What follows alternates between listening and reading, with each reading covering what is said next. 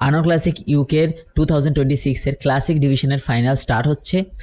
First line আপে প্রথমে দাঁড়িয়ে রয়েছে লুইস নামের একটা অ্যাথলিট, পুরো নাম আমি এর জানি না। সেকেন্ডে আছে হচ্ছে স্যাম সোলক, থার্ডে রয়েছে কিম এঞ্জেল, ফোর্থে দাঁড়িয়ে আছে পল কেনো, আর ফিফথে দাঁড়িয়ে রয়েছে অ্যাঞ্জেলিও রাসি। এই লাইন আপের মধ্যে সব থেকে বেস্ট অ্যাথলিট যদি আমাকে কেউ চুজ করতে বলে, আমার যেটা বেস্ট লাগছে সেটা হচ্ছে পল কেনোকে। খুব সুন্দর ফিজিক, সিমিট্রি দারুণ, প্রপোর্শন দারুণ, অ্যাস্থেটিকে ভরা একটা চেহারা, ড্রাইও আছে, তার সাথে মাসেলসের সাইজও খুব সুন্দর। সেকেন্ডে যদি কেউ আমাকে চুজ করতে বলে সেটা হচ্ছে এই ফার্স্টে যে অ্যাথলেট দাঁড়িয়ে রয়েছে লুইস নামে, সেই অ্যাথলেটটা। ঠিক আছে, এর পুরো নামটা আমি জানি না, বাট এইখানটাতে আমাকে সব থেকে বেশি ডিসঅ্যাপয়েন্টেড করছে সেটা হচ্ছে একজনই, কিম অ্যাঞ্জেল। কিম অ্যাঞ্জেল প্রিজাজিংও যেরকম ছিল ফ্ল্যাট বডি, সেরকমভাবে রয়েছে, বডিতে এখনও অনেক ওয়াটার রয়েছে। ঠিক আছে, কিম অ্যাঞ্জেল পিকটা ঠিকঠাক হিট করতে পারেনি। বাদবাকি এই লাইন আপের মধ্যে সব থেকে বেস্ট আমার একজনকে লেগেছে, সেটা হচ্ছে পল কেনো।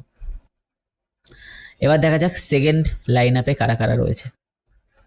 দেখো, প্রি জাজিংয়ে একটা রেজাল্ট ছিল, আর ফাইনালে কিন্তু রেজাল্ট অনেক ঘুরে গেছে। ঠিক আছে, আমি আগেই বলে দিয়েছি, প্রি জাজিংয়ের প্রেডিকশন ধরে কেউ বসে থাকবে না কোনোদিনও, কারণ ফাইনালসে অ্যাথলিটরা অনেক চেঞ্জেস দেখায়, অনেক চেঞ্জেস। ঠিক আছে, আকাশ পাতাল ডিফারেন্স দেখা যায়।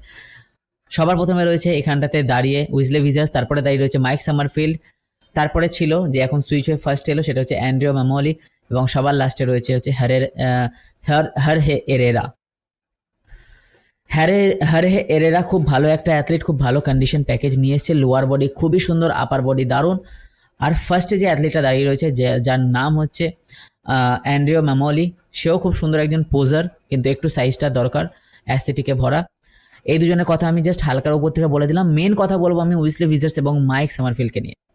প্রত্যেকটা পোজে তুমি দেখো মাইক সামারফিল্ড চোখ বন্ধ করে হারাচ্ছে উইজলে ভিজার্সকে, প্রত্যেকটা পোজে। প্রি জাজিংয়ে উইজলে ভিজার্স এত সুন্দর কন্ডিশন ড্রাই বডি নিয়ে এসেছিল, আমি তো ভেবেছিলাম যে ফাইনালসে হয়তো জিতে যাবে, বাট এখানটাতে মাইক সামারফিল্ড প্রত্যেকটা পোজে উইজলেকে বিট করছে। একটাই কারণের জন্য, কারণ উইজলে অনেকটা সফট চলে এসে ফাইনালে। দেখো, পরপর এরকম বড় বড় খেলা খেললে এই প্রবলেমে আসতেই পারে, পিক ঠিকঠাকভাবে তখন কমপ্লিট করা যায় না। ঠিক আছে, আর মাইক সামারফিল্ড বড় খেলা একদম না খেলে ডাইরেক্টলি আর্নল্ড ইউকের জন্যই প্রিপেয়ার হচ্ছিল, যার কারণের জন্য এত সুন্দর একটা কন্ডিশন নিয়ে চলে এসছে। লোয়ার বডিতে ঝাড় এমনিতে খেয়ে গেছে উইজলে ভিজার্স, প্রি জাজিংয়েও খেয়ে গেছিলো, বাট প্রি জাজিংয়ে বডিও অনেক ড্রাই ছিল। এখানে সাইড চেস্টে দেখো মাইক সামারফিল্ড একদম চোখ বন্ধ করে বেরিয়ে যাচ্ছে। Back double biceps always win ছিল হচ্ছে এখানটাতে উইজলে ভিজার্স, কিন্তু তাও যেন সফট লাগছে মাইক সামারফিল্ডের কাছে। মাইক সামারফিল্ডের বডি প্রি জাজিংয়ের কম্পেয়ারে অনেক ড্রাই হয়ে গেছে।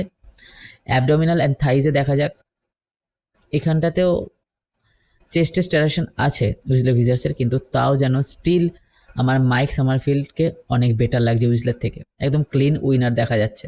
ঠিক আছে, উইজলে ভিজার্স প্রি জাজিংয়ের তুলনায় অনেকটা বেশি সফট চলে এসছে, বাট আমি ভেবেছিলাম হয়তো এই ফার্স্ট আসবে, ফার্স্ট প্লেস নেবে।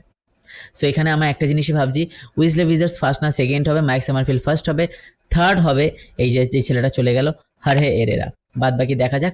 তোমরা আমাকে কমেন্ট করে জানাও যে তোমরা কাকে কাকে ফার্স্ট প্লেস, সেকেন্ড প্লেস এবং থার্ড প্লেস দিচ্ছ। ওকে, ভিডিওটা ভালো লাগলে লাইক করে দিও, সাবস্ক্রাইব করে দিও, এবং আমার চ্যানেলটাকে শেয়ার করে দিও তোমার সব বডি বিল্ডার বন্ধুদের সাথে।